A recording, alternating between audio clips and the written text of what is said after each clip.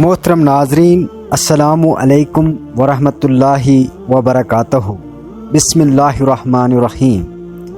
آج کی اس ویڈیو میں ہم حضرت داؤد علیہ السلام کی قوم بندر کیسے بنی، اللہ تعالیٰ کے نزدیک داؤد علیہ السلام کی قوم نے کون سی چالاکی اور نافرمانی کی جس کی وجہ سے اللہ تعالیٰ نے داؤد علیہ السلام کی قوم کو بندر بنا دیا، آج اس بارے میں ہم اس ویڈیو میں پوری تفصیل کے ساتھ بات کرتے ہیں۔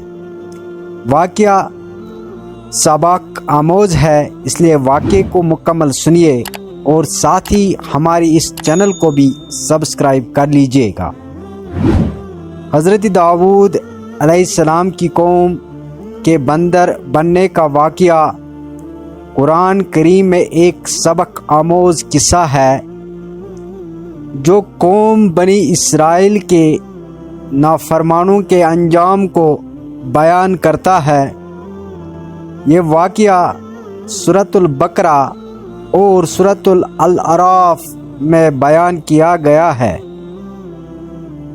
حضرت داؤد علیہ السلام اللہ کے برگزیدہ نبی تھے جنہیں بنی اسرائیل کی ہدایت کے لیے مبعوث کیا گیا تھا۔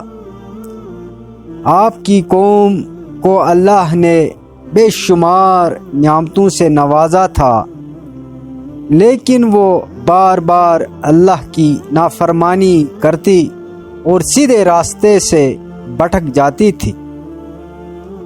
اللہ نے بنی اسرائیل کو مختلف آزمائشوں میں مبتلا کیا تاکہ وہ سبق حاصل کریں اور اللہ کی طرف رجوع کریں، مگر ان کی سرکشی بڑھتی گئی۔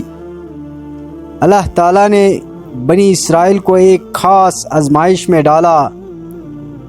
ان کو حکم دیا گیا کہ وہ ہفتے کے دن یوم سبت کو مکمل طور پر عبادت کے لیے وقف کریں اور کسی قسم کا دنیاوی کام نہ کریں۔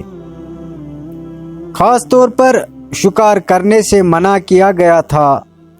یہ دن ان کے لیے مقدس قرار دیا گیا تھا۔ قوم بنی اسرائیل نے اللہ کے اس حکم کی پابندی کرنے کے بجائے ہیلے بہانے تلاش کرنا شروع کیے۔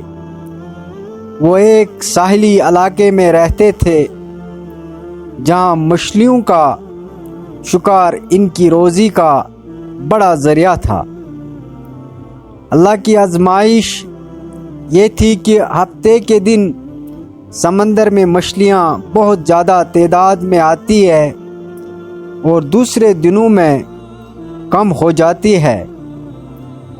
بنی اسرائیل کے کچھ افراد نے اس آزمائش کے مقابلے میں صبر کرنے کے بجائے اللہ کے حکم کی خلاف ورزی کرنے کا فیصلہ کیا۔ ان لوگوں نے ایک چالاکی کی اختیار کی۔ وہ ہفتے کے دن جال لگا دیتے تاکہ مچھلیاں جال میں پھنس جائیں اور اتوار کو ان مچھلیوں کو نکال لیتے ہیں۔ یہ ظاہر ہے میں اللہ کے حکم کی تعمیل تھی، لیکن حقیقت میں یہ نافرمانی اور دھوکہ تھا۔ انہوں نے سوچا کہ اس طرح وہ اللہ کے حکم کو توڑنے کے باوجود سزا سے بچ جائیں گے۔ اللہ تعالیٰ نے ان کے اس فریب اور نافرمانی کی سخت سزا دی۔ قرآن کے مطابق ان نافرمانوں پر اللہ کا عذاب آیا اور وہ بندر بنا دیے گئے۔ یہ عذاب ان کی ظاہری شکل و صورت کو تبدیل کرنے کے ساتھ ان کی ذہنی حالت کو بھی بدل گیا اور وہ ذلت و رسوائی کا شکار ہو گئے۔ اللہ تعالیٰ فرماتے ہیں، تو ہم نے ان سے کہا تم ذلیل و خوار بندر بن جاؤ۔ سورۃ البقرہ آیت نمبر 65۔ یہ عذاب ان لوگوں پر آیا جو نافرمانی میں پیش تھے، جبکہ ان کے ساتھ رہنے والے نیک لوگ محفوظ رہے۔ یہ واقعہ ہمیں یہ سبق دیتا ہے کہ اللہ کے احکام کی تعمیل میں کسی قسم کی چالاکی یا دھوکہ بازی نہیں کی جا سکتی۔ اللہ ہر چیز سے باخبر ہے اور اس کے عذاب سے بچنے کا کوئی راستہ نہیں۔ اس کے علاوہ یہ واقعہ اس بات کی نشاندہی کرتا ہے کہ اللہ کے عذاب سے وہی بچ سکتا ہے جو صبر استقامات سے اس کے احکام پر عمل کرے اور نافرمانی سے بچے۔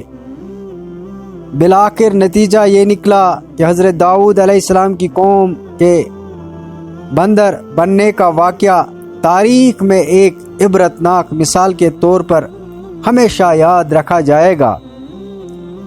یہ ہمیں اللہ کے احکام کی پابندی، اخلاص اور سچائی کی طرف مائل کرتا ہے اور اس حقیقت کو واضح کرتا ہے کہ دنیاوی فائدے کے لیے اللہ کی نافرمانی کرنے والا بالآخر نقصان اٹھاتے ہیں۔